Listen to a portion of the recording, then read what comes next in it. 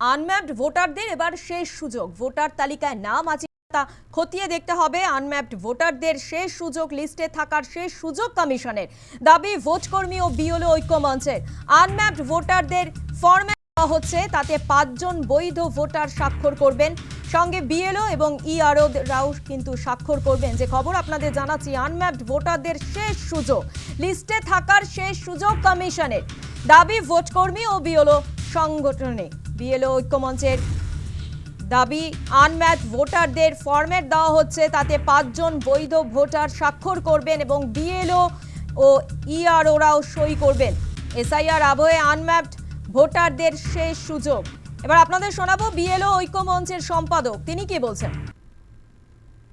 Unmapped voter যারা আছে তাদের বাড়িতে যাওয়া হবে ফিল্ড ইনকোয়ারি করার জন্য, এবং সে ফিল্ড ইনকোয়ারি করার পরে ওই এলাকারই স্থানীয় 5 জন যে ভোটার আছেন বা বাসিন্দা, তারা ভোটার, জেনুইন ভোটার, তাদের কাছ থেকে ওই ফরম্যাটে সই করানো হবে। এবং যদি কেউ কমপ্লেন না করে তার বিরুদ্ধে, যে অবৈধ ভোটার নয় আর কি, তাহলে তার ভোটার লিস্টে নাম রেখে দেওয়া যাবে। এবং সেই ফরম্যাটে বিএলওকে যেমন সই করতে হবে, তার সাথে সাথে সুপারভাইজারও সই করবেন এবং ইআরও বা ইআরএরও সই করবেন। তবে আনম্যাপড ভোটার যারা আছে তাদেরকে যাতে করে ভোটার লিস্টে নাম রেখে দেওয়া যায় সে ব্যাপারে ব্যবস্থা নির্বাচন কমিশন নিচ্ছে বলে আমাদের কাছে বিভিন্ন জায়গা থেকে খবর আসছে এবং সেই ফরম্যাটটাও পাঠানো হয়েছে। যে ধরুন এরকম জায়গাও তো আছে কিছু কিছু জায়গায় পশ্চিমবাংলার, যেখানে একবারে প্রচুর লোক, মানে হয়তো 90% লোকই সেখানে নতুন সেটেলমেন্ট বা নতুন পাড়া তৈরি করে ফেলেছে।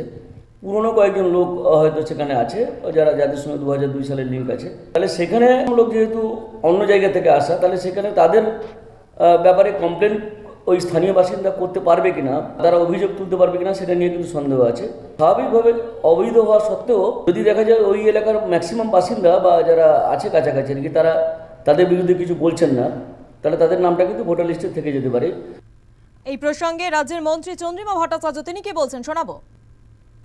কোথাও কোনো ডিসক্রিপেন্সি থাকলে সেটা দেখবে, সেটা আলাদা কথা, কিন্তু তার মানে তো এই নয় যে আসবে এমন একটা সফটওয়্যার ক্রিয়েট করবে যেখানে চট্টোপাধ্যায় আর চ্যাটার্জিতে গন্ডগোল হবে, এমন একটা সফটওয়্যার ক্রিয়েট করবে যেখানে একটা নাম যদি সুপ্রিয় হয় সেটা ও হবে না এ হবে, তাই নিয়ে গন্ডগোল হবে।